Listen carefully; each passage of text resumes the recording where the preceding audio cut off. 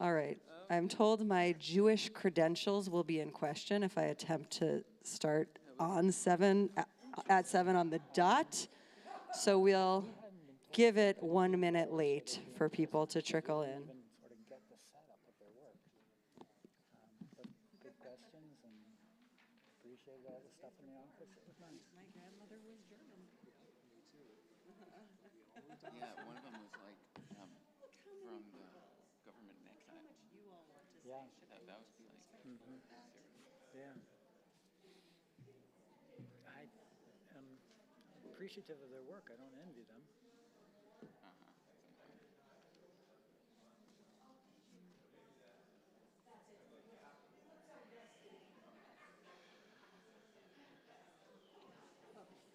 Guys, there is going to be just one tweak to the outline that I sent, which is that after you each speak, because not everybody is an external processor, thank God, everyone's going to get a minute of silence where they can like write down questions if they have them, and you guys can think about questions you want to ask each other.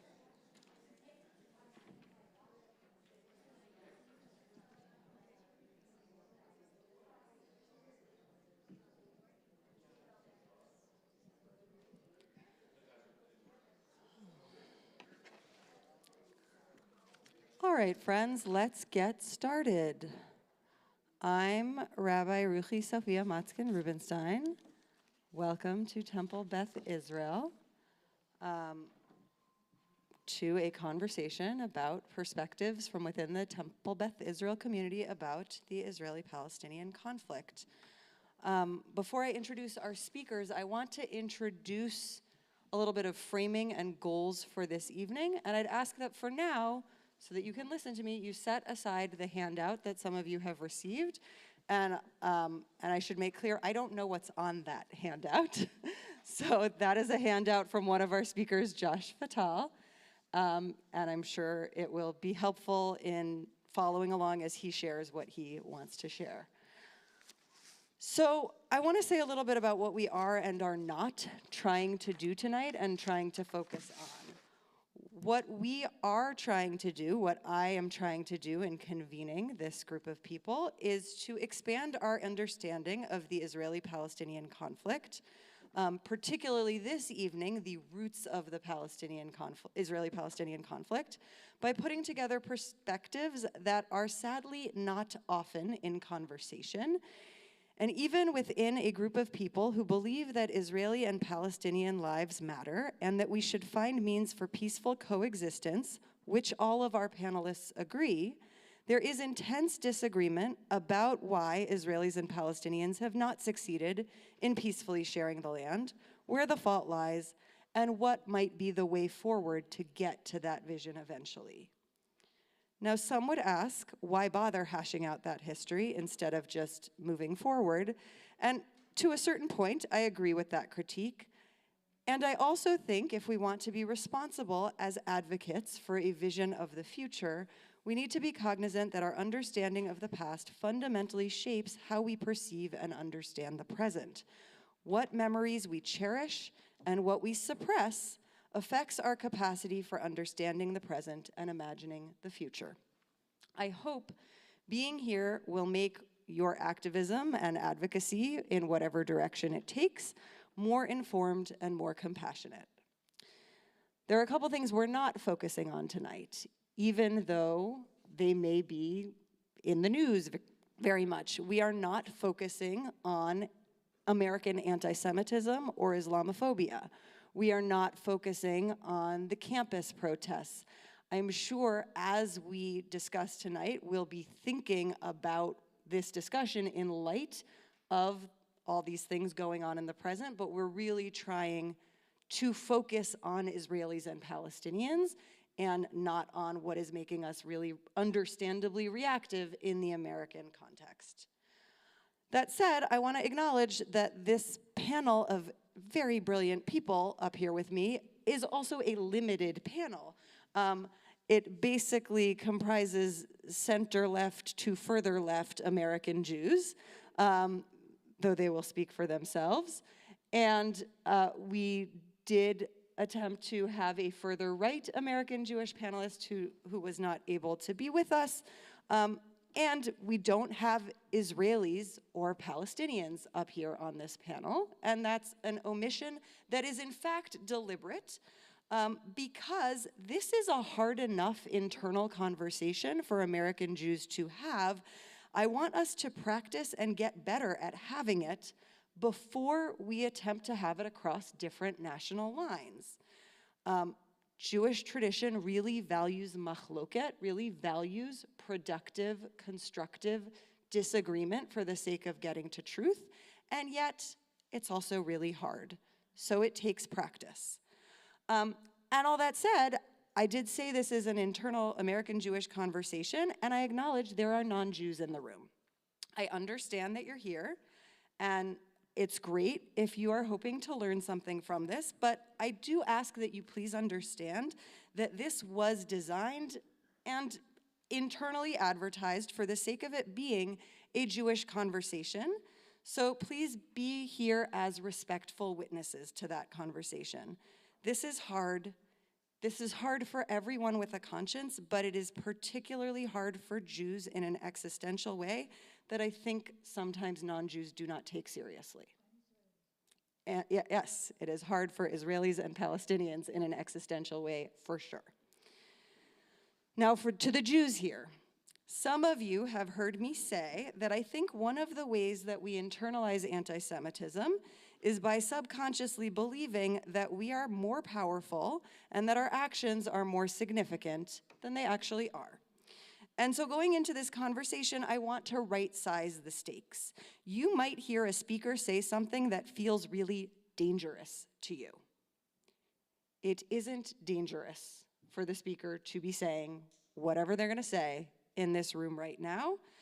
No Israelis or Palestinians are going to die because of what is said in this room tonight. And yet, ideas matter. So we invite you to think hard about the ideas presented tonight. We all have many ways of shutting down what we don't want to think about, by distraction, by emotional reaction, by deciding that we just don't care about some things as much as others. So if you hear something that you find problematic, please take a deep breath and try to access your curiosity. Not just, why is this person phrasing this in that way, but also, why does it upset me so much to hear it? We are capable of being uncomfortable, even if we aren't very practiced at it. Now that said, please turn off your cell phones and any recording devices. I ask them to turn them off. I ask that you not take any video or recording. It's vulnerable enough for our panelists to be here in front of all of you without worrying about how they'll be sound-bited externally.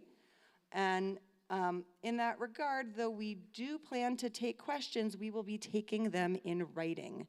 Tonight will not be a space for confrontation with any of our speakers, and if anyone attempts to interrupt our speakers, we will ask you to leave. I will take an opening question from the audience. Yes.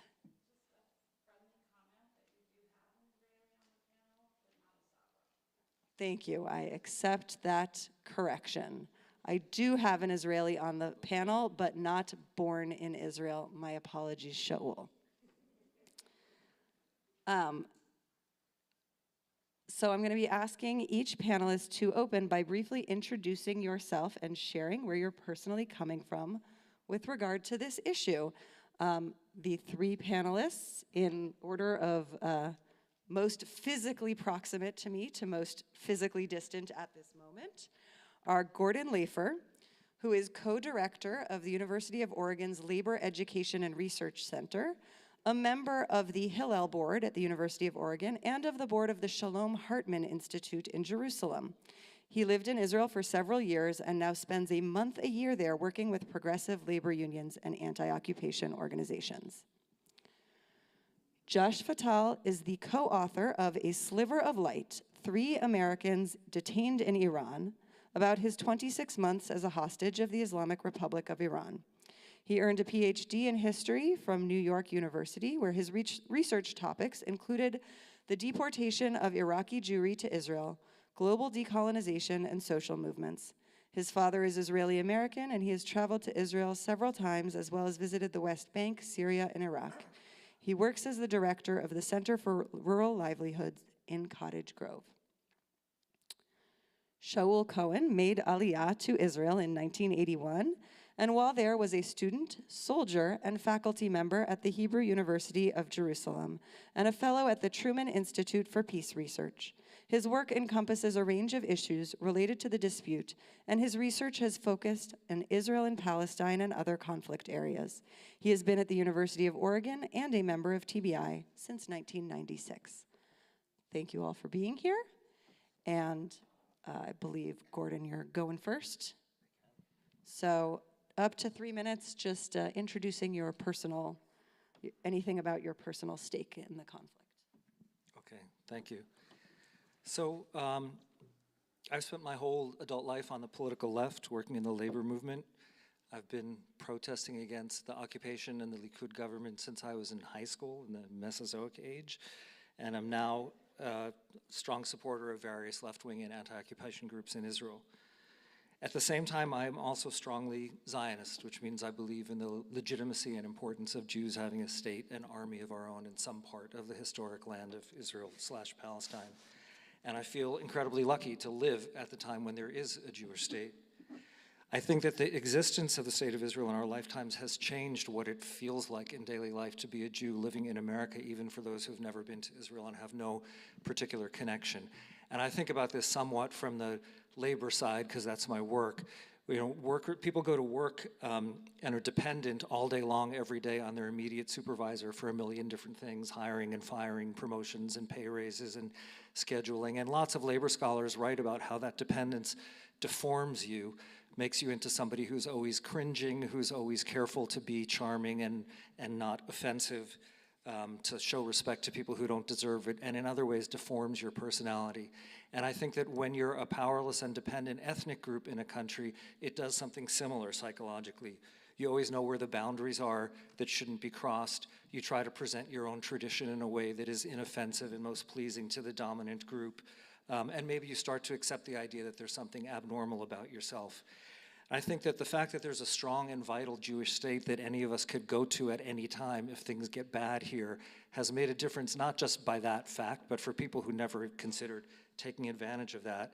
I remember in middle school hearing anti-Semitic taunts and thinking, I bet you wouldn't have the guts to tell that joke standing on a corner in Tel Aviv. And it's kind of like the Wakanda fantasy in the Black Panther movies, of thinking that if there was a strong and vital independent black state someplace, not just that you could go there, but also that it would change what it was like to be black in the rest of the world. And I think that the existence of Israel has, even for us Jews in America, has made us live with a lighter burden on our shoulders, less cringy, able to be more upright. And I will finish very quickly, okay. I'm grateful to the people whose sacrifices made and continue to make that state possible, and that includes the soldiers who have been and are now in Gaza, the Israeli soldiers. I have a lot of criticisms of Israeli policy and of this war. I think there should have been humanitarian aid and medical aid and food and all kinds of things flooding into Gaza from the Israeli side from day one. I think fewer civilians should have been killed. I think things like the officer who killed the World Central Kitchen workers committed war crimes. But I also know that if there was no army there, I believe that Hamas would have just gone straight through the country, raping and burning and murdering and destroying the Jewish state.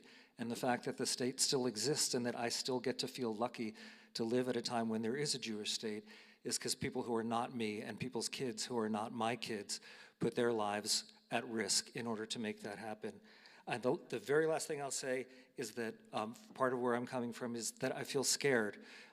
I think a lot of people think of Israel as invulnerable and all-powerful, and I think it's actually quite vulnerable and dependent on international support, and so the current wave of anti-Zionism scares me. Thanks. Yeah. You can keep going. John is managing it. Do you see which mic to have on, John? All right, well, thanks. My name is Josh. I I've already mentioned my father's Israeli, and so I grew up with Israel as a big part of my, oh, sure. That's why I had two earlier, but. Yeah, so, Israel was a big part of growing up. My parents, my mom worked in a kibbutz, and she was born in Brooklyn, grew up in Long Island, American Jewish, and Israeli dancing was part of their love story, so I was kind of a product of that in a way. And I just grew up with it at the dinner table, with the first Intifada, with the peace process and all that. And so it's always been on my mind. And I guess I wanted to say I started, I would learn from my father just like a love of Israel, but also from Sunday school, just, love Israel, love Israel. And I didn't follow politics much, but when I got to undergrad and it was the second Intifada, I joined a group that my friend started called American Students for Israel. That was to be a pro-Zionist voice on campus. I quickly learned that it was it seemed like it was quickly becoming a racist organization, and I could feel that, so I was backing up. But my friend encouraged me to stay. I stayed a little bit longer, but it became quite clear that it was really a racist. I mean, they were just vitriolic and racist. So I backed out. But I really kind of backed out of the issue, and it always remained on my mind. And I started learning more about my dad and about how the racism he faced growing up, and how he suppressed his Iraqi culture because it was not the dominant culture in Israel, and about how the state of Israel stole his brother from the crib, my uncle, as part of campaign of taking Yemenite and Iraqi children. And it was a much more mixed relationship. And, when I talked to him, he would always, there would be this point in the conversation where he could start to agree with some of my criticisms as I started to develop criticisms around Israel. But at the end of the conversation, he would say, but I'm Israeli, and so I'm just going to support Israel no matter what. And so it really got me thinking about just how much just straight emotional this is, and how to let in kind of truth and universal values. I ended up traveling. I went to Syria, visiting my friends in Damascus, and ended up getting detained in Iraq, at the border of Iran and Iraq. And I'll tell you about that some other time, perhaps. But that was 26 months. I had 100 days in solitary, and I was thrust into the crucible of Middle Eastern politics in a way that I never quite anticipated. And when I came out, one of the things that I just kind of remember is Jewish Community Center in Virginia asked me to speak, and I was going to talk about my detention. They were interested, and then I learned they must have heard that I had some criticisms of Israel, and so they asked me, they said they needed to vet me on the phone. And so I just remember talking to him. I remember where I was, and I said, well, I was trying to like pedal around it a little bit. And I said, well, there's an inherent tension between democracy and Jewish state, and in the case, I would prefer democracy. And they said, okay, you're canceled. Things went on. I went to graduate school, and I brought a lot of books, and we'll talk academic, but I'm going to turn this off, and I'll continue in a little bit.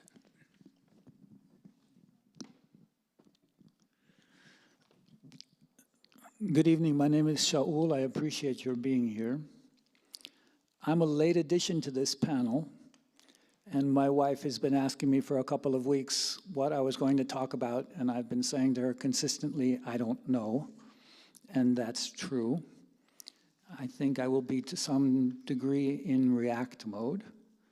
So let me begin by thanking Callie and Rabbi Ruchi, 3771509. That's my Israeli Tudat Zahut number.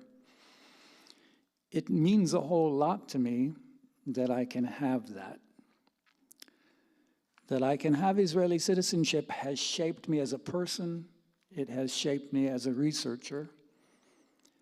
When I do my work, I try to get as close to people as I can. And my goal in setting up my research is to be with them before there's trouble, while there's trouble, to be as close to it as I can, and then with them afterwards, so that I can learn as best I'm able how they see the world, what they need, who they think they are, who they think their antagonists are, what options they feel are available to them, and how they process their actions in the aftermath when, sadly, consistently, their problems have not been solved. Along the way, one of the things I've learned, and it touches upon a comment that Josh just made, there isn't one truth. There are many truths. And that is something that's in tension with some of what we'll be doing tonight, which is talking about historic ideas and ideologies and dogmas and theory, which count and can be very influential, but don't necessarily matter much in the day-to-day lives of people on the ground. So I will indulge in some of that, but I will confess to you that my heart and my mind are really more with the people who are suffering over there, and that's Israelis and Palestinians both. I am loyal to both of those communities. I feel that I owe both of those communities. I have family in both of those communities. And as you'll hear me elaborate on in a little bit, neither of them have been served well by their leaders. I can't change much of that from here, but I think that neither community has been served by their diasporas as well, by the world around them, and we're a very small part of that. And I hope that we can pay attention to what constructive engagement might mean for us, even if that's very small in what it might do for them.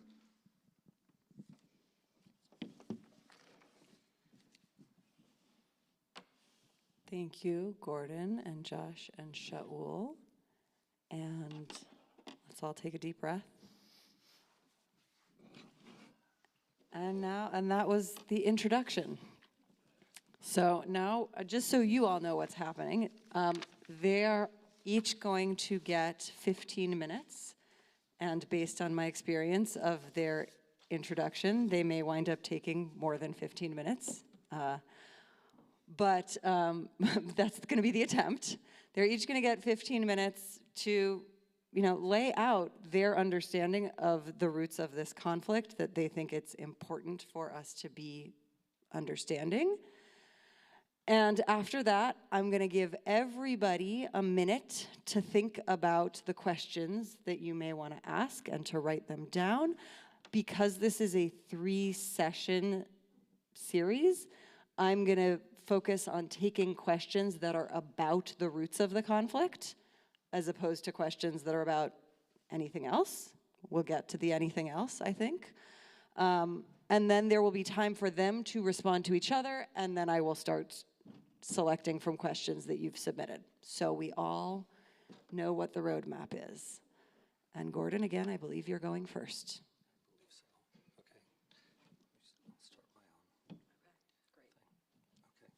Thank you. I guess what I want to talk about is kind of conceptually what are the roots of this conflict, and I want to start off by saying some of the things that I think it is not, just briefly. A thing I think that is important to avoid is the idea that what politics always is a conflict between one party that is a pure victim and completely morally pure, and another party that is completely morally corrupt and all-powerful. I think the archetype for this that a lot of us have in our heads, at least in America, is the civil rights struggle in the 1960s, in which we understand that black people in the South were just good, honest, decent people who only wanted to be treated as equals, that white Southerners were not actually under any threat or danger at all, but simply enjoyed the thrill of domination or humiliating black people into a life of submission. And in fact, to a large degree, when people talk about what is white identity in that context, or even now, white identity is understood as nothing but essentially the exercise of power over people who are defined as non-white, that's what it means to be white. There are situations in the world that fit this model, but this isn't one of them.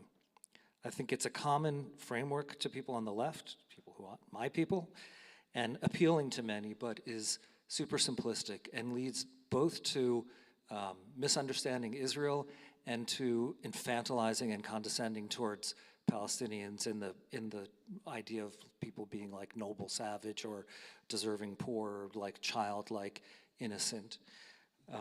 The idea that this is a conflict between powerless and morally pure on the one hand and all-powerful and totally morally corrupt on the other, I think is just mistaken.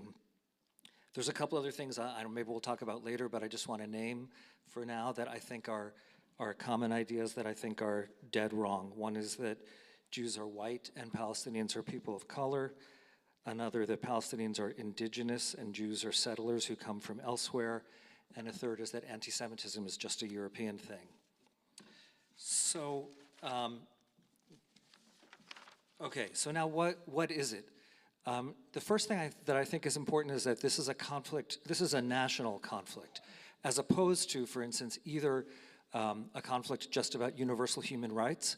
We could say, oh, our goal is for everybody to have universal rights. Everybody should have the right to not be bombed, to not be hungry, to not be denied medical care, to get to vote for their government and stuff like that. And that's what we're for. But then it doesn't matter where you live, right? Nobody needs to live on a particular piece of land. That's not what we're talking about here. We're also, despite the common stories of Palestinians who have keys to their grandparents' houses, this is not a conflict about individual property rights. There were lots of Palestinians who were exiled in 1947 or 48 who were not property owners. And now 4 or 5 generations later, even in those families that did have a house, the number of people who are descendants is way too much for anybody, for all of them to get that house. On the Jewish side too, there were 1 million Jews living in the land of Israel around the time of Jesus. The Jewish claim is not, oh, let's go back through Roman tax records or archaeological things and prove that this piece of land or that piece of land was owned by some Jewish family. It's not a conflict just about human rights, and it's not a conflict about, essentially about individual claims of property. It's competing claims of nation, saying we as a nation have some connection to this land and some right to this land. So then what does it mean to be a nation? I'll try to say this briefly. The first thing is, obviously, I think there's no such thing as a nation based on biology, on blood or DNA, and certainly the Jewish tradition rejects the idea of thinking of Jews as a people as something that's defined by biology or DNA. I think the same is true for Palestinian identity. One of the most common names of Palestinian families is Al-Masri, which literally means the Egyptian.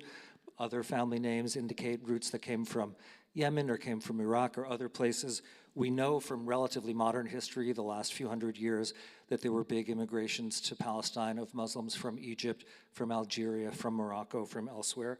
And I'm sure that there are some families who, if they could do it, could trace their family roots back to the Canaanites. But there's nobody who thinks what it means to be part of the Palestinian people is restricted to those who can trace themselves back to the Canaanites. All nations are what, I mean, not to be academic about it, even though we're all academics here, what one, like everybody who went through grad school when I was there, had to read this book called Imagined Communities, right? That is, for instance, in what's now Italy 200 years ago was not a country. Everybody in different places spoke different languages, ate different foods, had different customs, did not think of themselves as belonging to a thing called Italy, couldn't understand themselves from one place to another. The same is true about France, the same is true about Indonesia, about India. So everything is to some degree, every nation is to some degree imagined. And some are longer lasting and more robust than others, right? There's been people identifying as Persian for thousands of years with their own language. And on the other hand, Jordan is a country that is entirely created by the British in the last 100 years with no separate identity or language apart from that. I believe that Jewish nationhood is particularly strong and robust and has lasted so long for a few reasons. One is it combines religion with nationality. It has a language of its own. It's centered on texts and not just like shared daily living. And that until a few hundred years ago, Jews all over the world were living daily lives that were largely governed by the same set of very detailed laws about how to do everything in daily life. I think that as a national claim, if we say, who can say we're really a nation and our nation has a connection to this land, that the Jewish claim is clearly stronger. Our national and religious life revolve around the land of Israel and have done so for 3,000 years. Our roots in the country as a national people with a relationship to the land go much deeper. It's the only country that we have. And by contrast, while Muslim and Christian families may have had allegiance to their specific town or tribe, there was no such thing as a Palestinian people that anybody identified as until 100 or so years ago. Arab nationalism began, like Zionism did in the late 19th century, largely inspired by European nationalism. And the first demand was for Arab nationalism and then for Palestine to be part of something called Greater Syria. There was nothing that made Muslims who lived, say, in the northern Galilee think, I am fundamentally different from the people who lived just over there in southern Lebanon and fundamentally the same as the people who live in Gaza in the southern part of Palestine. But the fact is that right now there are almost 15 million people who identify as Palestinians, both in Palestine and in the Palestinian diaspora. And that's a reality that has to be taken as seriously, like it's an imagined community and Jews are an imagined community. I have heard common myths that, or whatever, explanations that try to delegitimize the other side. I've heard a lot of Palestinians who think something like, anti-Semitism was really a problem in Europe, and if the Russians and Germans had been decent to them, then today they'd be Russian citizens and German citizens, and they wouldn't be over here on our head, and this is a problem that should be solved in Europe and not at our expense. And I've heard lots of Israelis say, Palestinian isn't a real thing. And when they got exiled in 1948, and if Lebanon had allowed them to become Lebanese citizens and Syria had allowed them to become Syrian citizens, then today they'd be Syrians and Lebanese and they wouldn't be on our head. And there's some empirical, factual basis for both of things. And both of these are stories that each side tells each other to delegitimize the other. And because there's ultimately, what a people is socially, is like created socially and historically and out of memory and belief. There's not some objective reality, except that all of us, as far as I know, eventually come from East Africa. So then I think we just have to accept this and say the battle between which of these is really stronger or deeper or more legitimate makes no sense. And that we have to say that both of these are two peoples with, if we understand this as national claims, that have legitimate national claims to the land, and that both of those have to find a way to fit within that. I want to talk a little bit about national self-determination, which is a thing that I think used to be talked about a lot and now not so much.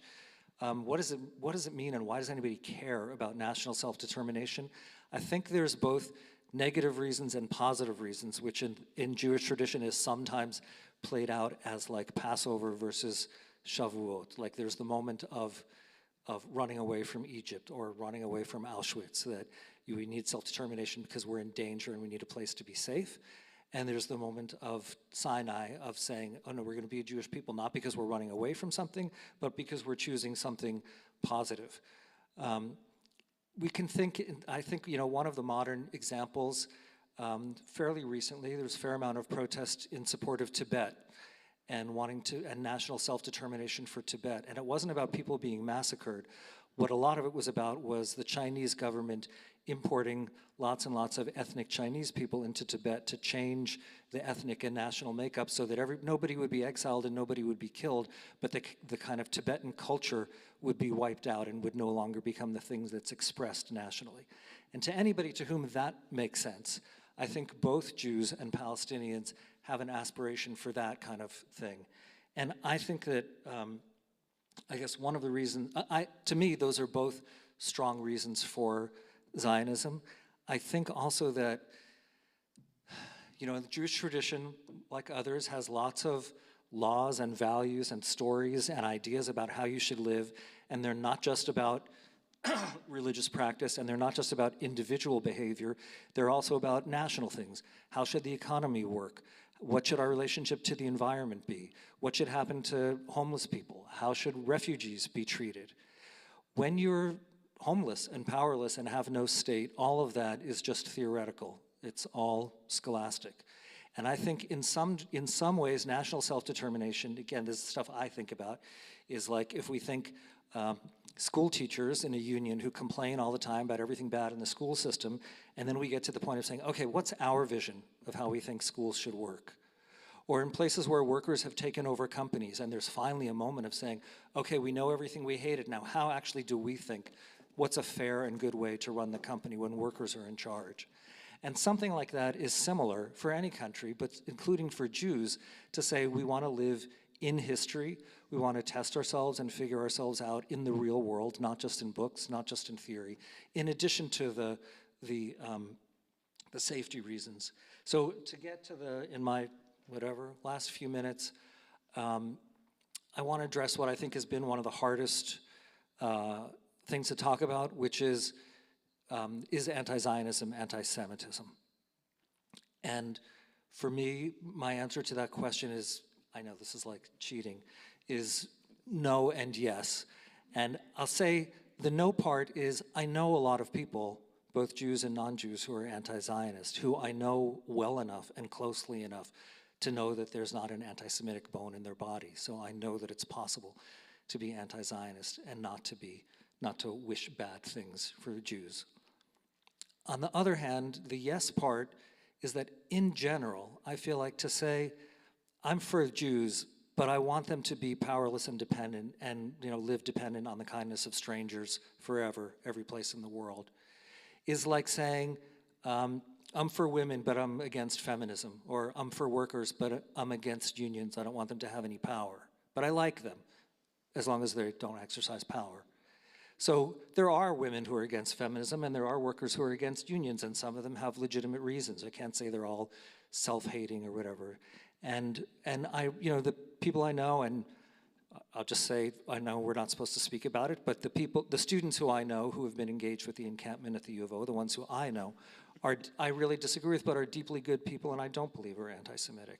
But in general, I think the fact that somebody who can point to Jews being anti-Zionist does not change the fact that, to me, essentially it is anti-Semitic to say what I think is that Jews should have no power and don't have a right to a state of their own.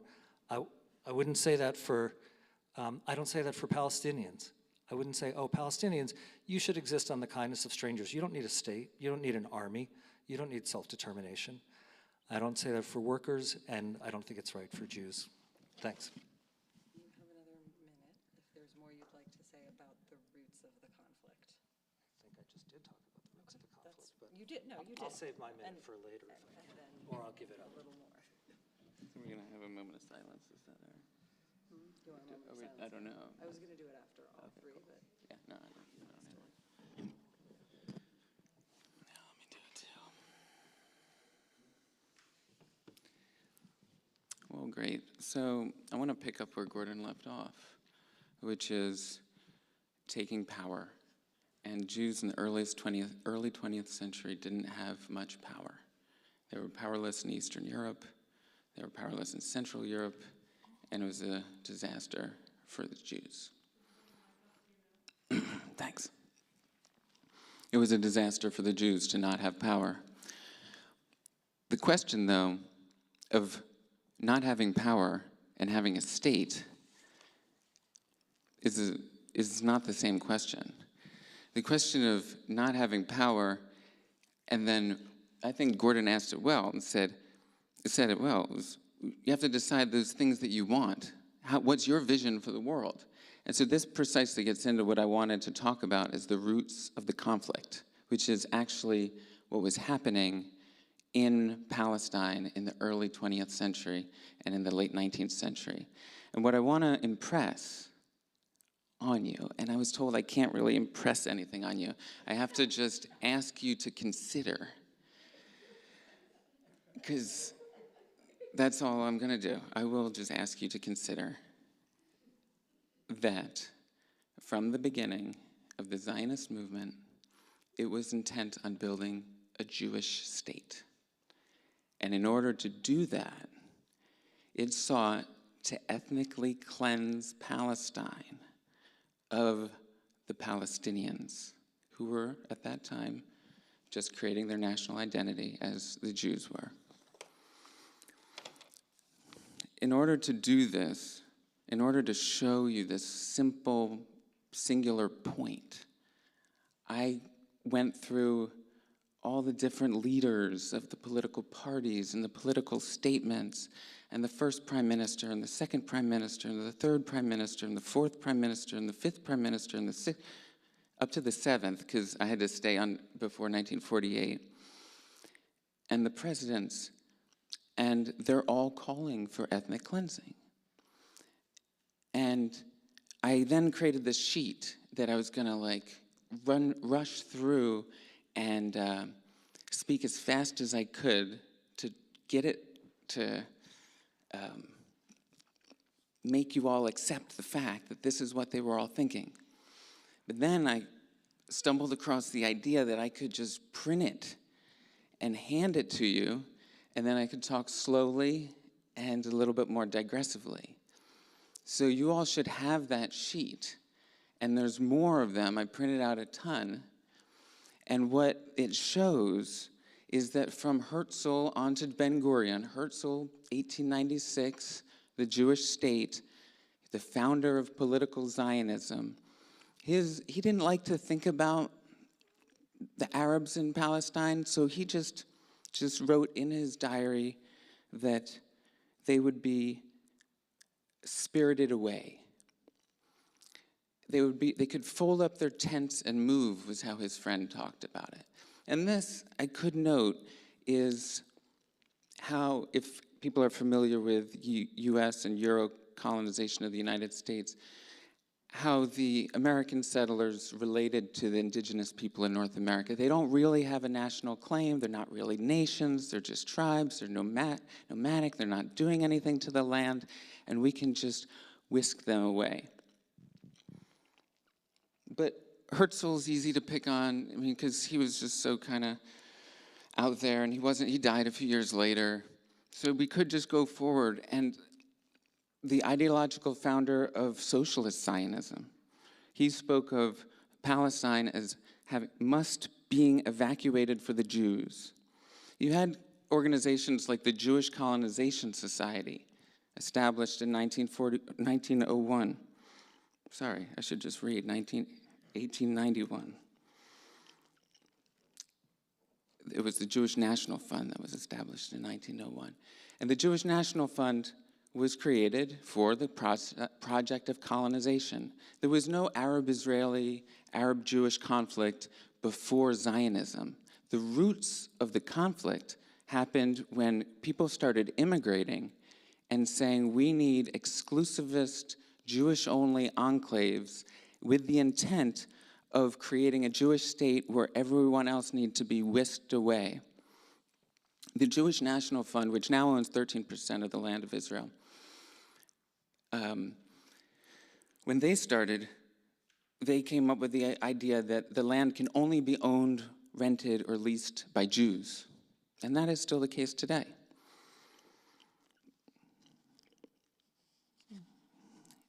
I do want to just bring us back even a little bit farther to the 1880s, because that's really when people will say the very, very beginning of political Zionism.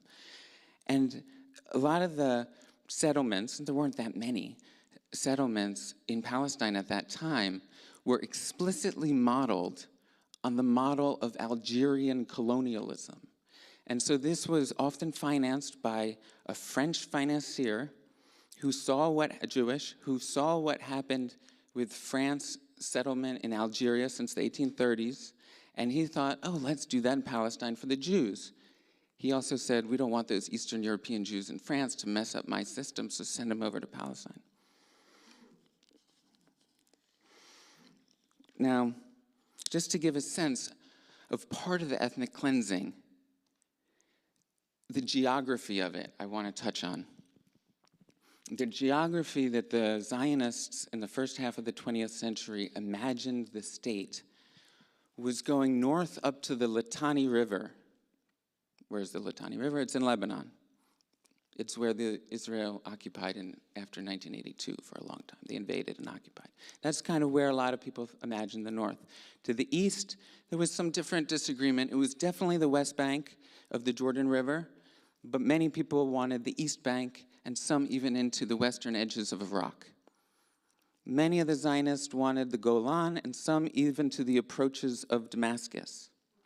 Why is this important? Because this will be played out in 1948 and the Nakba, which is the catastrophe, which is the War of Independence when Israel goes about and purposefully evacuates the land of Palestinians in order to create a demographic balance. I have to jump ahead because I'll jump back and forth. For Ben-Gurion, he was the chief tactician. He said the UN partition plan, 1947, would only give us Jews a 58% majority in a parliament. And what if the Jewish vote split, and then part of them went with the Arabs, who are now 42% in a democracy? We might not even have a Jewish-run state. We might have to share the power with this minority. And so with that, it was untenable. And so they went from 55% of the land of Palestine, which was the United Nations partition, and they expanded to 78% of the land in the war of 1947 to 1949. And in that process, they booted out over 700,000 Palestinians. The numbers range from estimates from 700 to 750,000 Palestinians. That gave the demographic engineering that Israel and the Zionists had wanted to have the supermajority. It didn't give them all the land that they wanted, but it gave them 78% at that point. I'm going to jump back because I hear from kind of American leftist union kind of people this, and no, and I'm not just, that are very pro-Zionist, this notion that the Likud is bad. The Likud is the current party, Netanyahu's party. They came from the revisionists, and they have the revisionists were bad because their founder was a big fan of Mussolini and had a naval base in fascist Italy for a bit and made overtures to the Nazis, and Albert Einstein called Menachem Begin a fascist in 1948. It got published in the New York Times. That was 3 years after the Holocaust, he said that. You know, the Likud was extremely, you know, if from a left position, definitely, and I can go into that, and I hope to.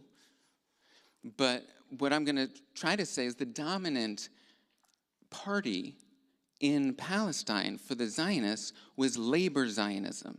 Labor Zionism was Mapai, Mapam, and these previous predecessor parties. They were also very much for the ethnic cleansing of Palestine. Let me just say, here's Joseph Weitz, one of the major players in the Jewish National Fund and a labor Zionist. He says, "The land of Israel is not small at all, if only the Arabs will be removed, if its frontiers would be enlarged a little, to the north all the way to the Litani River, and to the east to the Golan Heights, while the Arabs should be transferred to Syria or Iraq." They really wanted to transfer them to Iraq because it was far enough away. They wanted to be able to conquer closer. And these people, I'm trying to say, they're at the top echelon. So Arthur Rupin, he's got a college named after him. He founded the Palestine Land Development Company. He was the top post in the Yishuv, the pre-state Zionist organization, the top post from 1933 to 1935 before Ben-Gurion had it for the rest of its existence. He said, there's three races. There's white, yellow, and black, and he considered Jews to be white. And then he performed skull measurements, and he wrote that the Jewish race should be purified, and he stated that only the racially pure should come to the land. And he was against Ethiopian Jewish migration, and the Yemenites should only come and do menial labor. Chaim Weizmann and other players who went to the Paris Peace Conference in 1919. After World War I, the great powers were dividing up the world. The Zionists wanted in. Help us divide up the world. Help us get a state, kick them out. The American diplomat reported that many times they came up, the Zionist Weizmann and his friends would come up to him and say, here's the deal, just move the Palestinians to Iraq and give us the land of Palestine as our state.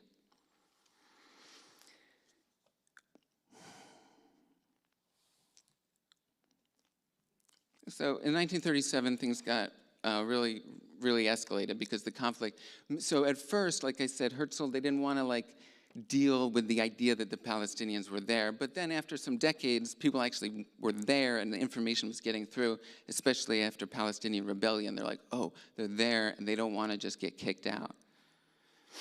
And so then it became clear that it wasn't, the Zionist movement after the 20s and into the 30s started really grappling with the question of how to deal with it, and transfer was the concept that they landed on. We're going to transfer the Palestinians out, and they wanted a great power to do it.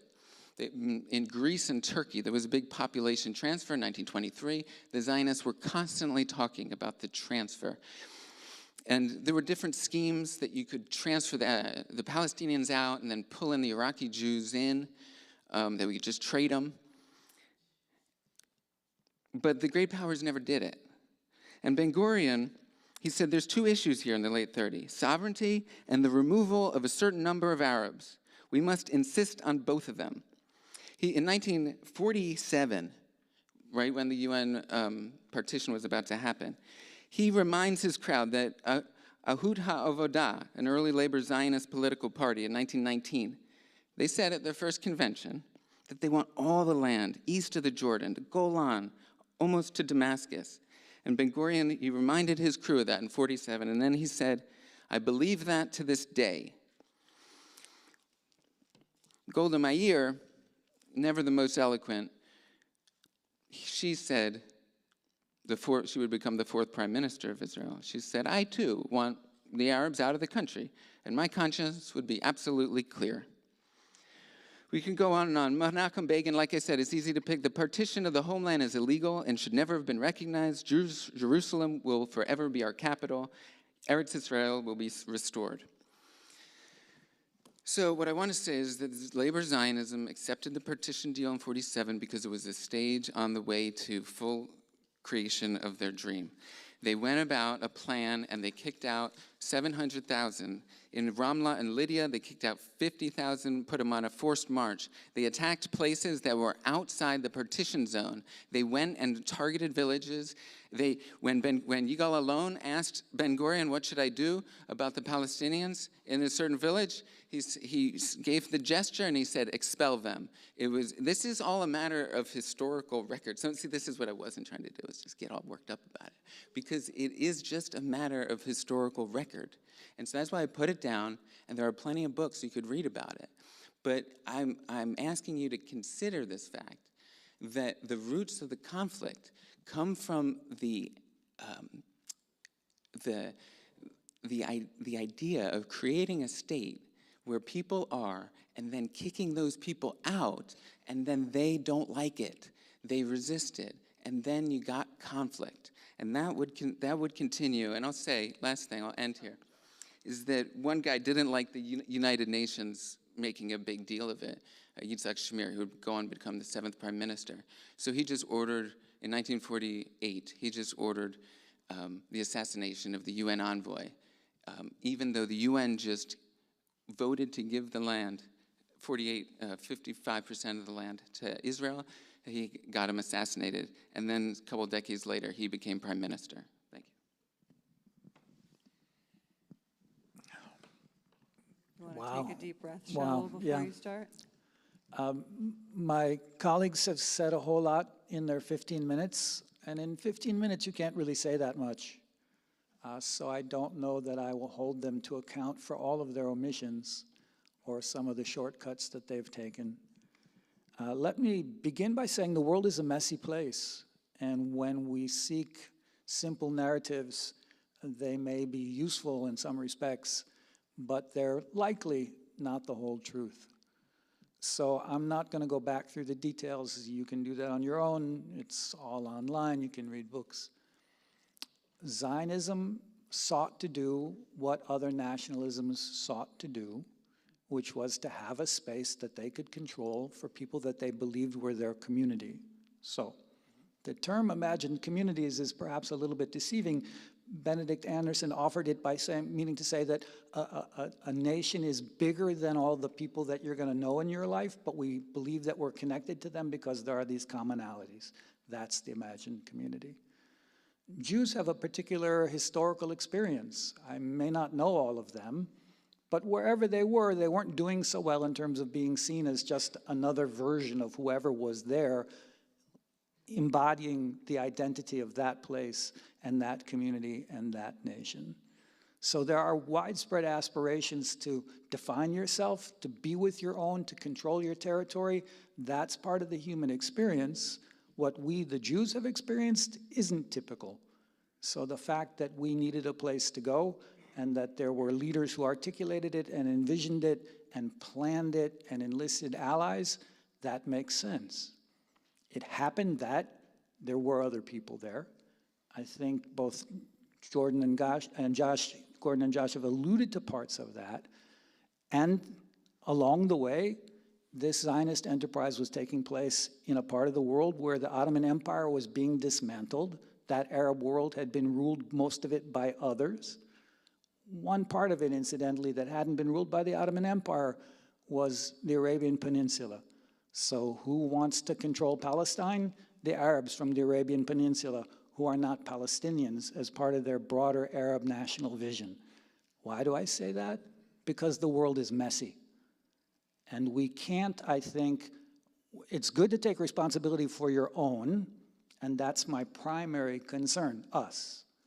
But I don't want to do that in a context which loses sight of the fact that there are other actors in the game, and the stakes are, for us, perhaps somewhat different, and the consequences of those other actors have a bearing on me.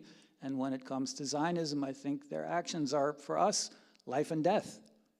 So they didn't want us there. And when Josh points out speeches and aspirations about transfer and ethnic cleansing, good modern terms, some of that was just turf fight back when, and it wasn't the case that the Zionists were all powerful. There were things that happened along the way that allowed them to prevail in that war that began in 1947, went on into 1948 and to 1949. But that was a Jewish community that had already had some experience with their local neighbors, and the local neighbors understandably didn't want them there, mostly didn't want them there. I'm going to try not to speak in glosses and globalizations because they're problematic. Communities that knew one another and knew that the others' main interests weren't necessarily their own. So when you're fighting for survival, the very term, you got to fight.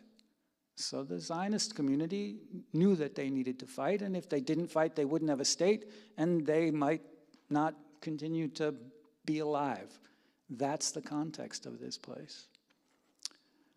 I want to shift a little bit, though, let me reiterate that caution. So when we say Zionists, if we just say Zionists, we're doing a disservice because there are all kinds of them. And they evolve, individuals of them, and parties evolve. I mean, some things may hold consistent, but we don't want to paint with too broad a brush. So I'm going to give you some examples from my own experience, which were not prior to 1948. I'm not that old. When I went out to do my research initially in what was then mostly called by the world the West Bank, I anticipated hearing from the Palestinians that I was going to be working with, talking with, eating with, visiting with in their villages, in their homes, what I had read in the books about who the Palestinians were and what they wanted and what they needed and what they were about. So I went in expecting them to recite back to me the covenant of the PLO. They didn't. I learned pretty quickly when I would ask them questions about that, they would look at me like I was strange and say, "What are you talking about?" And they might indulge me a little bit. Sure, Israel was problematic. They would want a state. They knew who Yasser Arafat was, but that wasn't their day. Their day was getting their kids to school, getting the crops from their field, getting a better automobile, what's going to be on television tonight. And it was a humbling thing for me that I had been primed by the literature that we're all versed in to believe that this was an ideological, dogmatic people who had a perspective on the conflict, and wow, it was a whole lot more complicated and a whole lot more simple than that. Now, Josh has referenced the Jewish National Fund, which is an apparatus of the state and does indeed own land that it allows only to be utilized by Jewish people. Doesn't mean that Palestinians won't be working the land on it, but on paper, to be utilized by and for the Jewish people. So in my work, I would go to places where there were land conflicts, where there were disputes, and I would visit those places, small places, places a whole lot more localized than the size of Eugene, sequentially with the Palestinians who lived in the village nearby and claimed it, and with Jewish settlers, if there were any, and there weren't always, who lived in the neighborhood and had a different vision. And then, as it happens, with the agency primarily operating there for the Israeli state, the Jewish agency. The Jewish National Fund. And I was looking at how they were seeking to control the land, to dominate the land, to own the land, to claim the land as part of something bigger. And I was, again, I'm humbled still to this day by this, surprised to learn that things were a whole lot more fluid than winner takes all or black and white and right and wrong.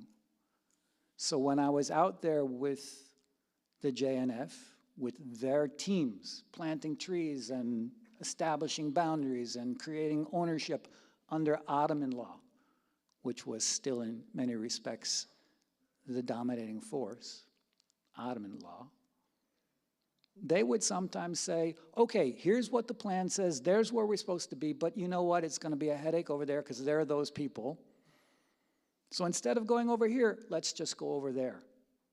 But that's not what they reported.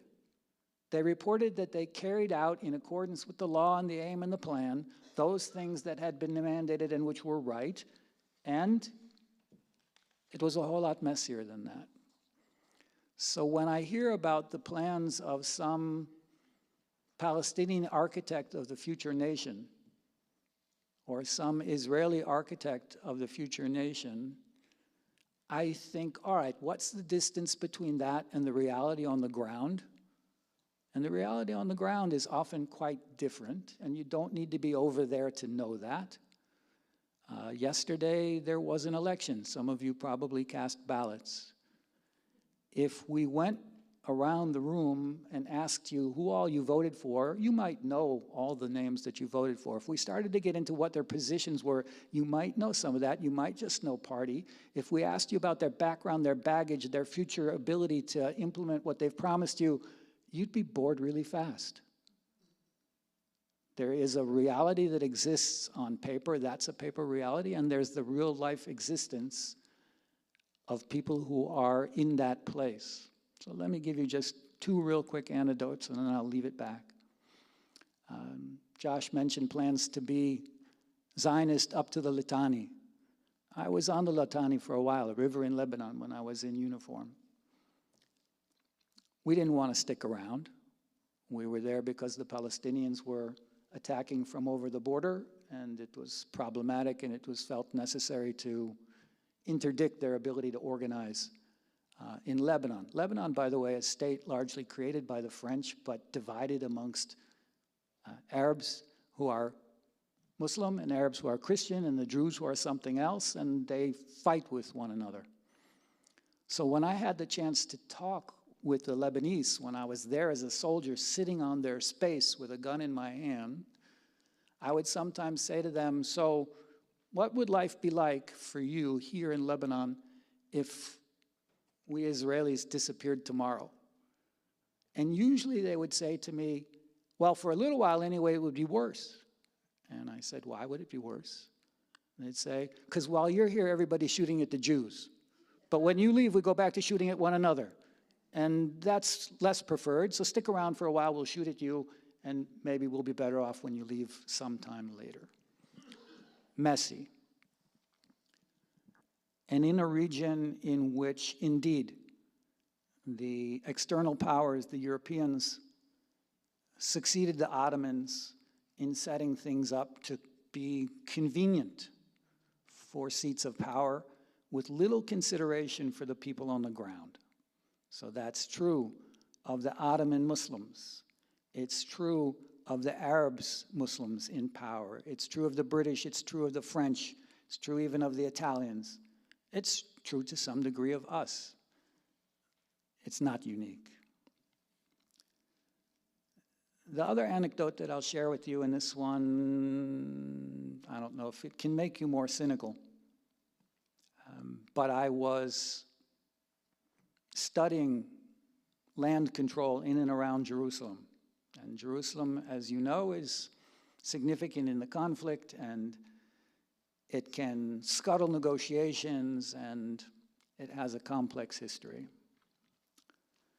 So at some point when, at the goading of the United States and some others, Palestinians and Israelis began talking, one of the questions was, what will happen to Jerusalem? What's its future? And I got drawn in, because I literally had the maps, had made some of the maps of who owns what, into conversations between the two sides about what adjustments might be made in some future iteration of political control in Jerusalem. I was pleased to have been invited. I was basically a kid, but I had useful information. So here were the people on both sides who were going to talk about the future and getting along. Except, no, not really. What they were about was making a profit from sales of land, and I was there for two reasons. One, to provide academic guise so that it could be labeled as peacemaking, and because I knew who had what where. So that exercise, which was dressed in peace, was really about profit and wasn't going to serve the people of either side, the communities. That's not what it was about. And one of the concerns that I have is all of this, we're for Israel, we're for Palestine. That doesn't serve those communities well most of the time. And later on, perhaps I'll have a few minutes more, or in the weeks ahead, to share some thoughts about that. But I'll just leave you with this one. It's messy.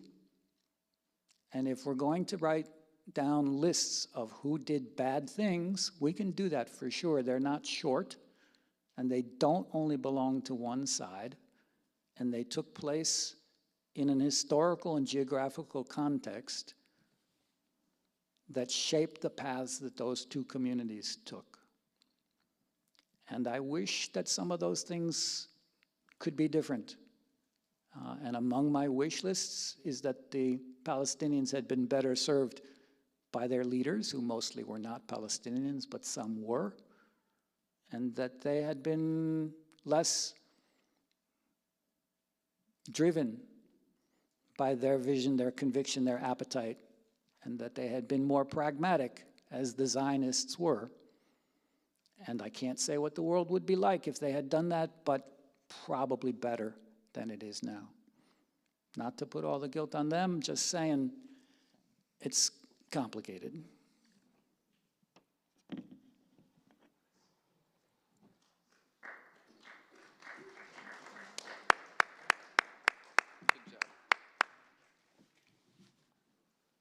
I invite you all to join me in a deep breath.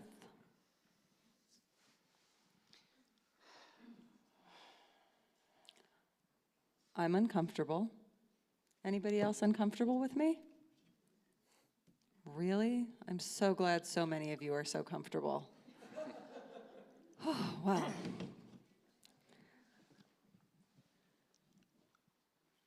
I'm gonna invite you all to take a minute, since we're not all external processors, and think about if there's a question you want to pose to any of our panelists. I'm gonna invite the panelists to do the same. And then we're gonna have about 15 minutes for them to converse with each other with us watching before I start selecting from your questions. There were cards on the way in, but if you didn't get one, go ahead and wave your hand.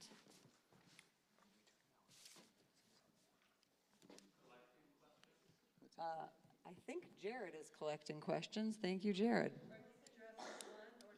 You can decide if you want to address them to a particular person or to the whole panel.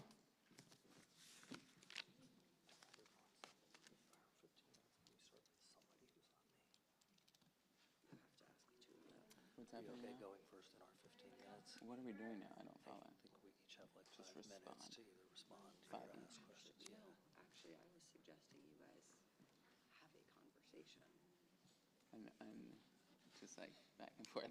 Yeah, like actually like Oh my God. talk to each other. I have stuff I want to say in response to what you said, so I don't know how you want us to structure that, but if you're okay. Gordon is requesting that one of the two of you kick off this next I'm part. happy to kick it off. You just spoke a lot.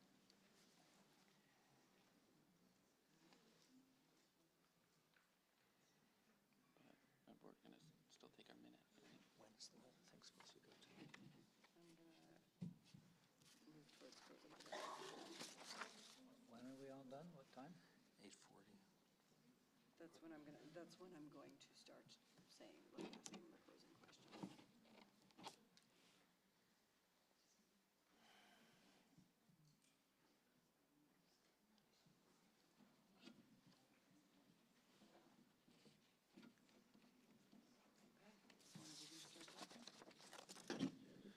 Well, I understand what's going on right now is that we're going to have a conversation, free-flowing and dynamic on stage. And so I'm going to kick it off by responding a little bit to a couple things. First is, I want to center the conversation on the roots of the conflict. And what I tried to do in my presentation was to speak of the roots of the conflict, which was the settlement and exclusivity of the Zionist movement while trying to exclude and push out the Palestinians. This wasn't just ideology, this was actually action. And I think it is true that we really shouldn't have simple narratives. And so the idea that, where simple narratives most happen is with nationalist propaganda.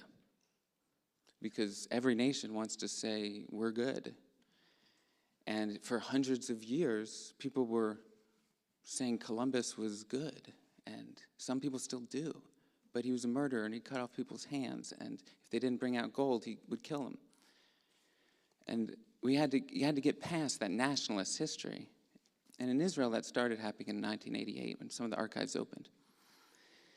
And I think the story that there's a powerless people who then need power is a compelling, simple story.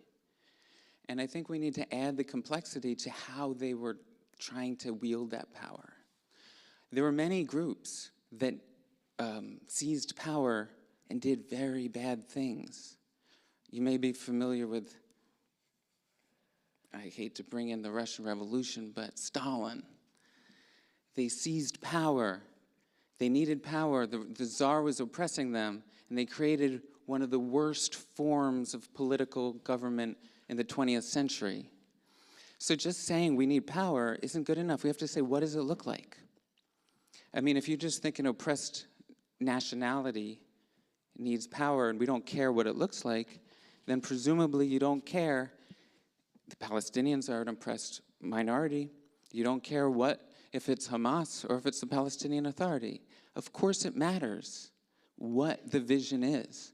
And so I used my time to impress on you, and I didn't finish, so you really do need to read that 5 pages. Spent a lot of time on it. That the goal and the action and the actuality was a steady push. And I should say that it was messy because, in the 20s, a lot of Jewish workers started organizing with Arab workers because a lot of them were labor Zionists and they wanted to work with Arab workers, and some of them were the Palestine Communist Party. So they were what they called International Union, Workers of the World Unite. They were going to work together across class lines, particularly in the British Railway, as a union. But the dominant labor Zionist groups, with Ben-Gurion at its head, crushed that movement. And by 1923, they crushed the Palestine Communist Party for working on an equal basis with the Arabs. They predicated labor organizing with the Arabs on as long as it serves Zionism. And so it was always messy, because there was always a worker in Haifa who said, oh, you're in a bakery, I'm in a bakery, let's do it. And it happened for a while, but you have to see the through lines of history. And so that's what I'm looking at here in the pre-48 era as the roots of the conflict. Thank you.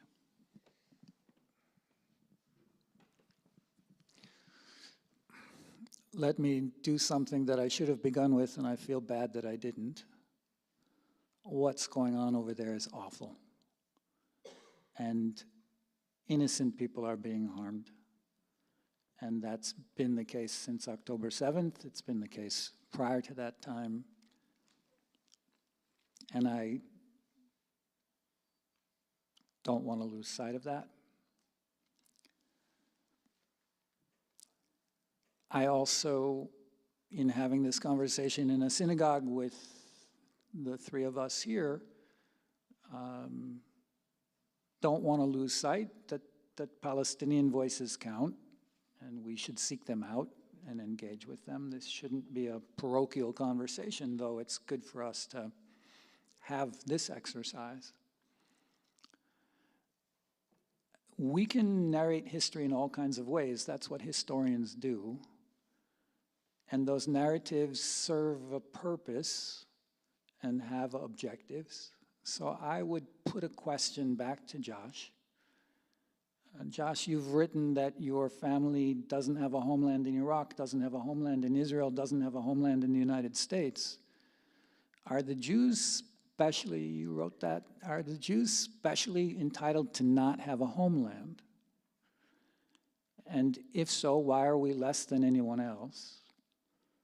And if we're not less than anyone else, going back to when Zionism began to poke around, which is prior to the period that we're talking about tonight, when we go back to the roots of the communities that make up the Jewish people, at whose expense should that equality come, which is to say, in part, where should that equality be issued?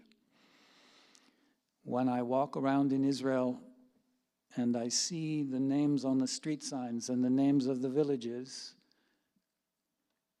they're coming from texts that were written long ago by my relatives.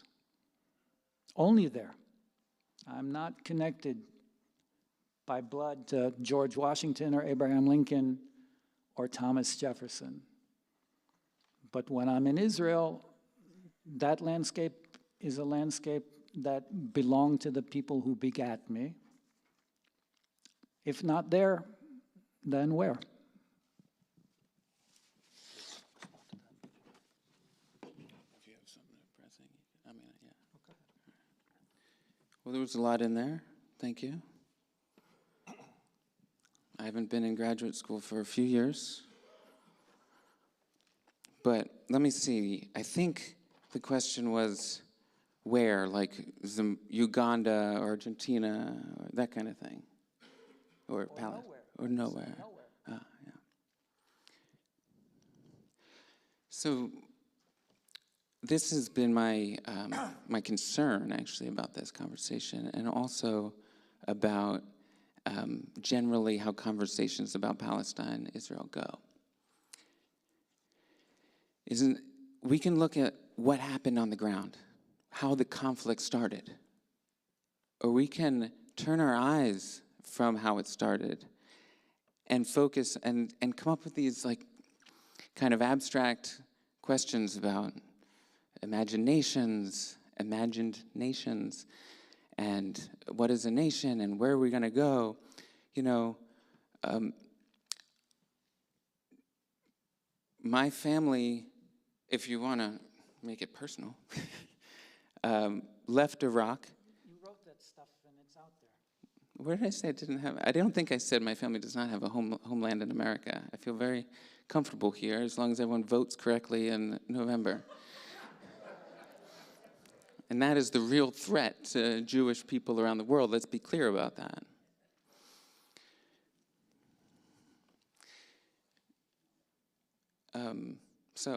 But I do want to say, my family was in Iraq. They were in Iraq since 586 BC, right? Nebuchadnezzar, first exile. That's what we like to say. That's what we like to say. Exactly. Anyway, they were in Iraq for a long time. And, this is not the crowd. I can pull that off on. And in 1950, 1951, there was a series of bombings that were tied to the Mossad in Jewish community centers and synagogues in Baghdad. And that was to scare the Jewish community to leave their ancient homeland, because Iraqi Jews did not.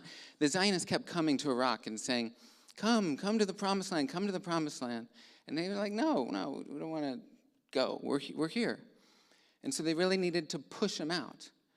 And so the Mossad helped push them out through the bombings of their community in Iraq. There was support and collaboration by the anti-Semitic strands in Iraqi nationalism that arose particularly in the 40s, late 30s, 40s, and into early 50s.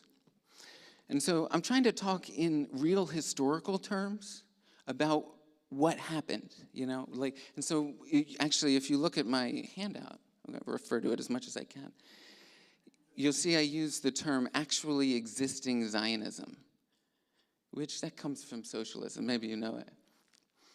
Which is like, let's not just talk about socialism in the abstract and, it's the best Stalin wrote the best constitution in the world in 1936, but it means nothing. He's making famines and doing purges. And so then there was this saying, let's look at actually existing socialism. And so what I'm encouraging everyone to do, what I want to do, is talk about actually existing Zionism, not the notion, we need a nation and where are we going to go and da-da-da. Let's look at what happened. It's happened. We can talk about the future later, and we shall. But the past we can look at.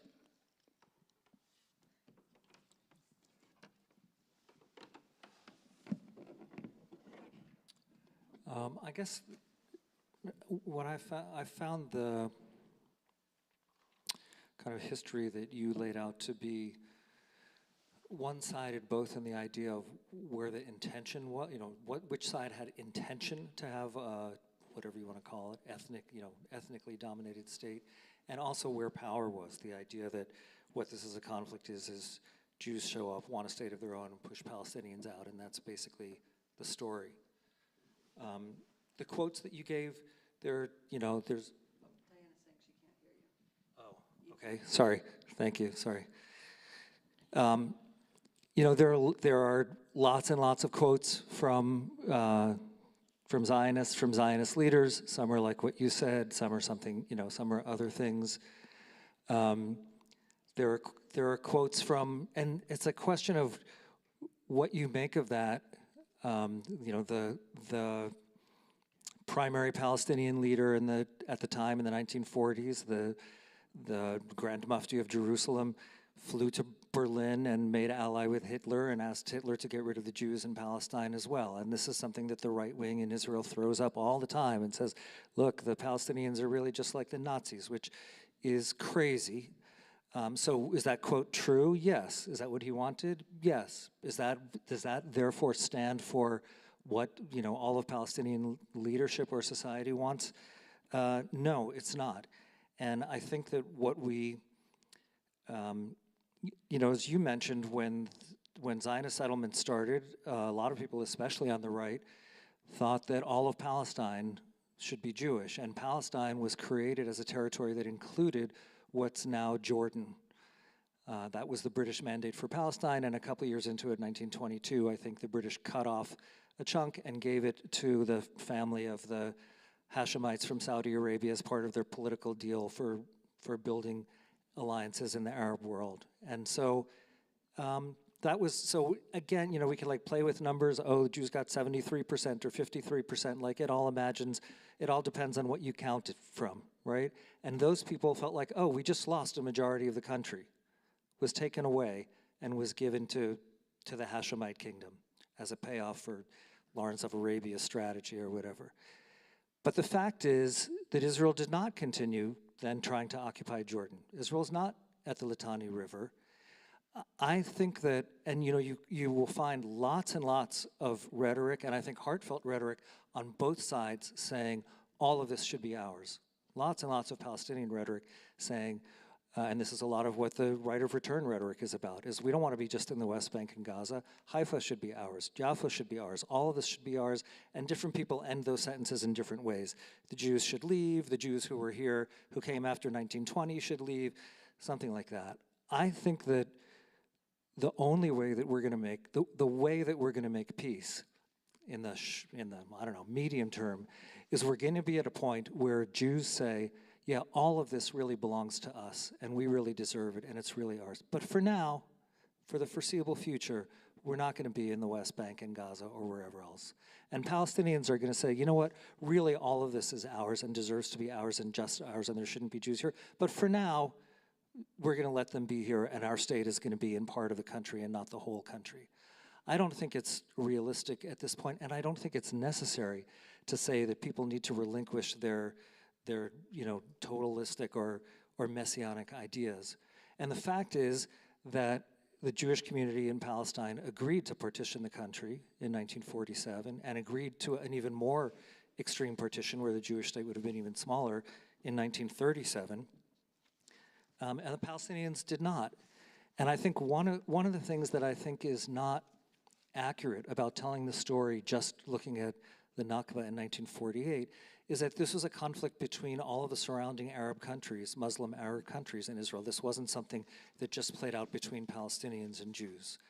And anti-Semitism is something that's in the Muslim world as well. Jews and Christians both have a status under Muslim law of being second-class citizens with laws that sound a lot like Jim Crow. You can't walk in the middle of the street, you can't ride on a horse, you can't hold public office, you can't have a house that's taller than a Muslim's house, you can't pray loudly in a way that might offend Muslim ears.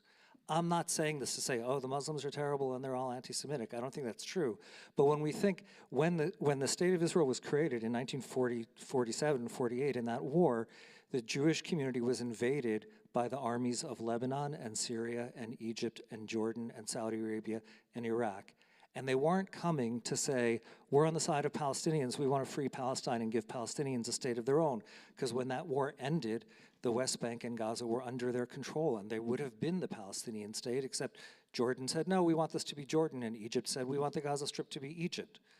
So what were they driven by? This is not my field of expertise, and I don't want to pretend more, but I think that part of what they were driven by was that it was the idea that it was intolerable that there would be an independent Jewish state in any part of what they regarded as their land, regardless of how big it was. If the Jews had come, this is where I feel like is dealing in fantasy, is to think, well, there was an option that could have been, everybody could have, I guess there was an option, right? If everybody could have lived in peace and everybody been fine, and you don't need a state because every communities can have like national self-determination without needing an army, that would be great. I would be for that. I'd be for a binational or non-national state and say Jewish national self-determination doesn't have to take the form of a state or an army if that's the world we lived in. And so when you look at, I think we need to take account of both what that intention was, which was not about a response to Zionism and was not about Palestinian self-determination and supporting that. We need to look at, when in 1948, the Jewish community in the old city of Jerusalem was conquered by the Palestinian and Jordanian armies. Jews had lived there for, maybe 2,000 years, many centuries. And all of the Jews were expelled, and no Jew was allowed to set foot in the old city of Jerusalem for 20 years until Israel conquered it in the Six-Day War. So was that ethnic cleansing? Is that creating an ethno-state in Jerusalem, territory that, according to the UN, was supposed to be an international city? I don't know. You could call it that. But this was a war between two people, and I think when you look at from the Israeli side, when I look at it, and if I think, okay, I'm trying to have a sustainable state in some size, and I'm being invaded by 5 armies and attacked from the inside, it makes for very, very difficult decisions. And my understanding is part of the expulsion of people from Ramla and Lod was about that.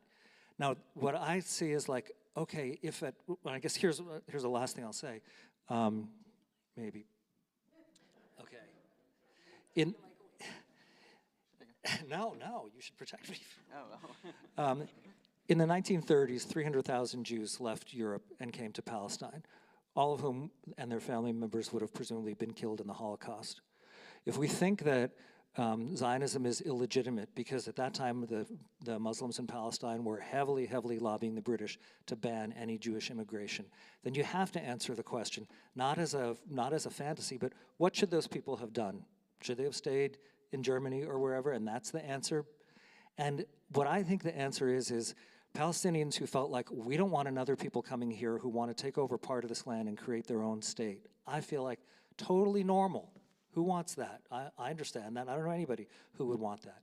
And at the same time, for Jews to say, we need a place to go, there is no other place to go, this is our ancestral homeland, we also have a right to be here, also totally legitimate and understandable.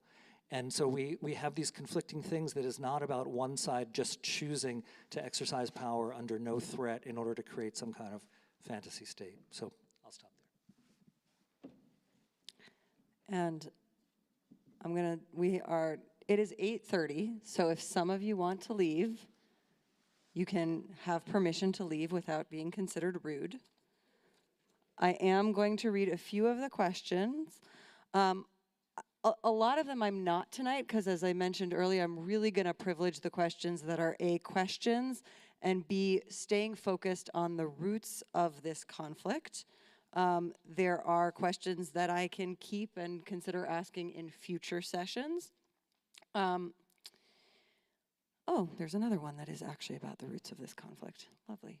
And I am going to read one comment that is not a question and respond to it, because I think it is. So someone wrote, not the rabbi nor the panelist acknowledged that this conversation is occurring on occupied lands. To speak about exclusion, erasure, occupation without acknowledging Native lives is telling. And that is true, but I actually think it's telling in a way that is perhaps not the point that whoever wrote this wanted to make. I think what it is telling is that for Jews, whether we feel Zionist or non-Zionist or anti-Zionist, we feel incredibly deeply implicated in the Jewish state, incredibly deeply complicit, we can say, in the Jewish state in a way that we might not even as much as Americans. And that may be a mistake. It almost certainly is a mistake. And yet, there is what it is. And I think that is an important part of the American Jewish connection to the land of Israel. And this is a conversation about the Israeli-Palestinian conflict. So there are, yes, it is happening on native land, and I'm happy to have a conversation on why I think land acknowledgements are performative. But that's not the conversation tonight. And if you want to tell me what I should do to help Kalapuya people later, I'm happy to have that conversation. Now, there are, as I said, questions about where we should go from here that I think are good questions. I really want to invite us to stay in the discomfort of how we got here. It's uncomfortable, just like it's uncomfortable to have conversations about complicity in American racism or the ethnic cleansing of Native people in the United States. I know we want to move to solutions. Shaul said to us in a conversation last week that he's moved away from trying to talk about solutions. So in that spirit, I'm going to ask a few questions that you all can choose how many of you want to respond to that are about the roots of the conflict. someone offers this to any of you, can you talk about the role of outside interests, for example, the British, etc., originally, and United States? What role have they played in setting up and perpetuating this conflict? Oh, you want me to read them all? All right, I'm gonna, based on the facial expressions of our panelists, I'm gonna read all of them, and they can decide. Some people say, yeah. So nobody is innocent, but the British are fairly high up on the list of those who are guilty. I've spent many years in Northern Ireland looking at how they messed up that place. We can color the map with the red of their empire. But I think the broader lesson is that very few people serve others well. Often they serve them poorly, exploit them, manipulate them, as they often do to their own people. So we wouldn't be surprised. But the question, I think, that flows from that, and we're not going to get to it until a couple weeks from now, is how might we recraft engagement by outsiders so that it's more productive and less manipulative and destructive? Yeah, so let me just say the British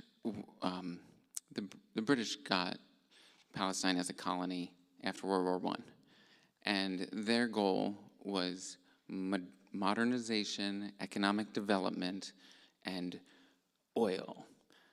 The Royal Navy had shifted from coal in World War I, and they were looking for Middle East resources. They wanted a railroad from Haifa to Baghdad. They wanted capitalist development, and they saw the Jews as the path towards capitalist development. They saw the Jews as more European, more modern, more white than the Arabs and the Palestinians. And so they worked with Jews more to do that capitalist development, and then therefore favored the Jews at various times, especially when the Jews, part of their work was, like the Zionist project was, one of their big concepts was the conquest of labor. This is like a key pillar of Zionism. It was called the conquest of labor, also known as avodah ivrit, Hebrew labor. And so this was that all the jobs should go to Jews, so that the labor Zionists would push out Arabs from jobs. They would get the British to fire Arabs and hire Jews. They would get the Jews to be paid more than the Arabs. And the British, they were always trying to balance their interests, and they were very worried about, angering the Arabs, especially in the late 30s.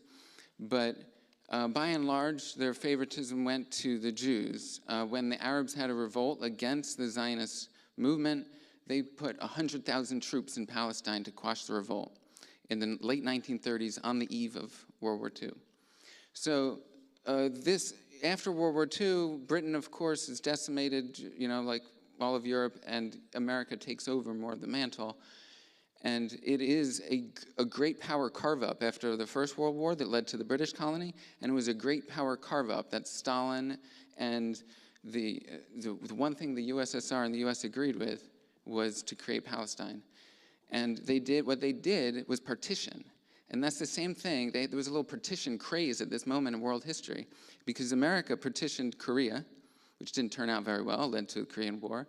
And then the French partitioned Vietnam in the 50s. So that didn't turn out very well either. So this was a great power approach to divide up the land and find an enclave that was favorable to capitalist development. India was the worst.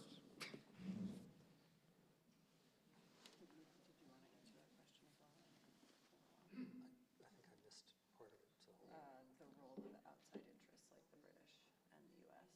in creating and perpetuating this conflict. You don't have to. The mic is right here. Oh, thank you. One thing I think is important to not do that I see sometimes is to essentially disappear the agency of Jews themselves in the history of Zionism by trying to make it out to be a project of the Brits or the Americans or something else. The Zionist movement was a movement of Jews trying to create a homeland who dealt with whoever they had to deal with. And, you know, Ben-Gurion, who became the first prime minister, and the guy who became the first president went to law school in Istanbul because it was under Ottoman rule, and they're like, okay, we need to figure out a way to deal with the Turks. It wasn't, so this is one of the things that I think is silly or does not make sense about the idea of this as colonialism, both in the sense of colonialism being people who have a home someplace else and come to someplace from their home, and as people who are there to serve the imperial or economic interests of an imperial power in some home. That's not what was going on. And just to say for a minute, the Avodah Ivrit, the Hebrew labor doctrine in the labor movement, has two parts to it, and I think one part I think is good and the other part is questionable. The first part was, you know, the idea of Zionists was partly, and this has I think in lots of national liberation movements, like self-revulsion at what Jews had been like in the diaspora, and said, we don't want to be people who are exploitative or who are leeches or who do nothing, who are just accountants and bookkeepers. We want to be people who do our own work. Right, so they set up, I mean, the kibbutz movement is the biggest example of this, but in other places too, they said we want to make Jews into workers who will do our own work. And that was part of it, which is very different from from other kinds of colonial labor exploitative processes. And then the other thing was they were trying to create a state and to get immigration there. And it was not kicking Muslims out of jobs. But, you know, as the economy was growing, and when the Brits came in, then they built, as you said, a railroad system, they built ports, and everything was negotiated with the Brits to say how many of these jobs are going to Jews, and how many are going to Muslims, and how many will this clan control, and how many will this clan control.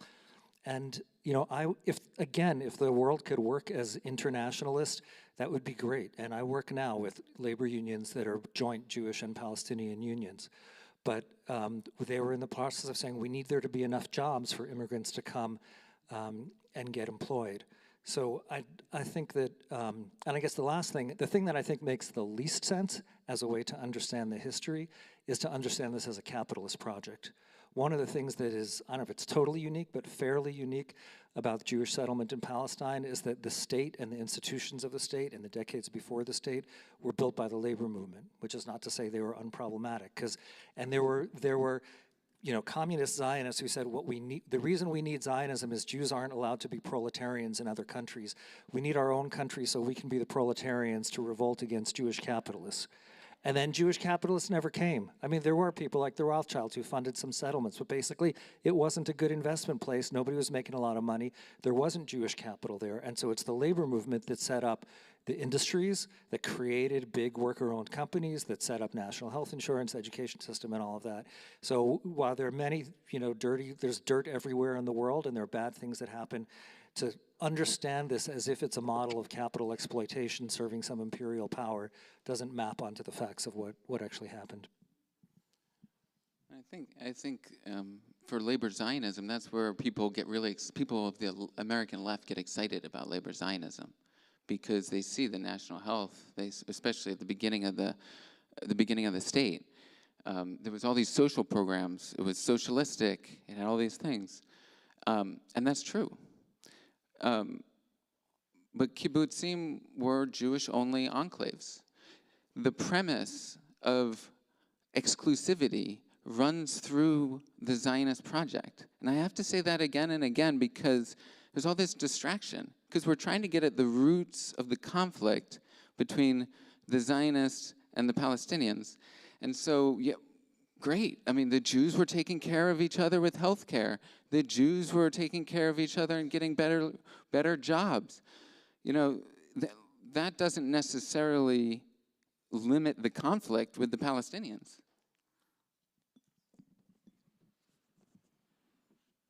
Do either of you want to say something else to that? No?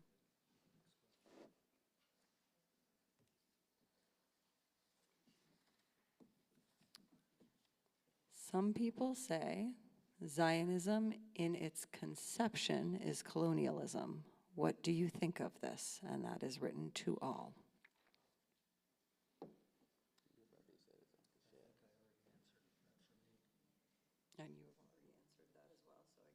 Shaul. I think I've addressed it also, and I want you to get home before Shabbat.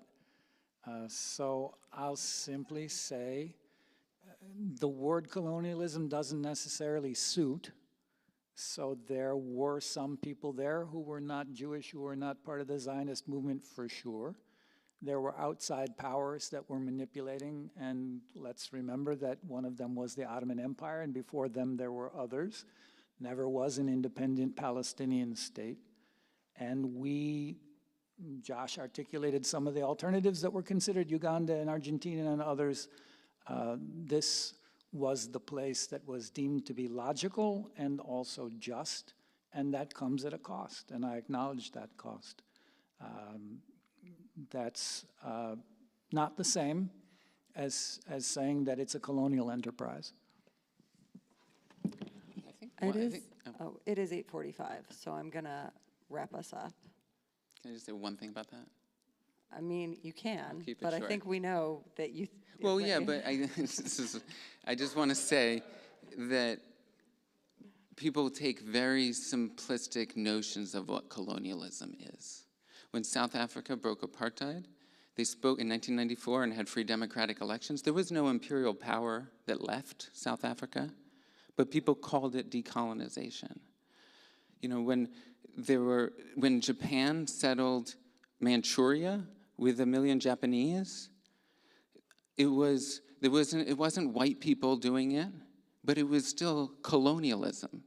And so, like, we have this very kind of narrow, you know, even in India, which is like the epitome of colonialism in people's mind, for 256 years, it was a colony, but the British government wasn't even involved. It was a company, the British East India Company. It wasn't until 1857 that the Crown made it a colony. And so we take this very, you know, if you take a very literalist kind of simplified understanding of colonialism as this one thing in history, and what happened with Zionism is not that, it erases the similarities with the settler colonial project, the denial of national rights, the kind of national discrimination that happened. There's the fact that Israel teamed up with the great colonial powers for its founding, but also in the 56 war and in many other cases that we'll get to next time. Come back. So this is, you know, just to say that argument about colonialism, you know, if you actually put the historian hat on and think broadly about colonialism, it looks a lot different than if we just kind of take this like, oh, it's not like what happened in India, or it's not what happened in America.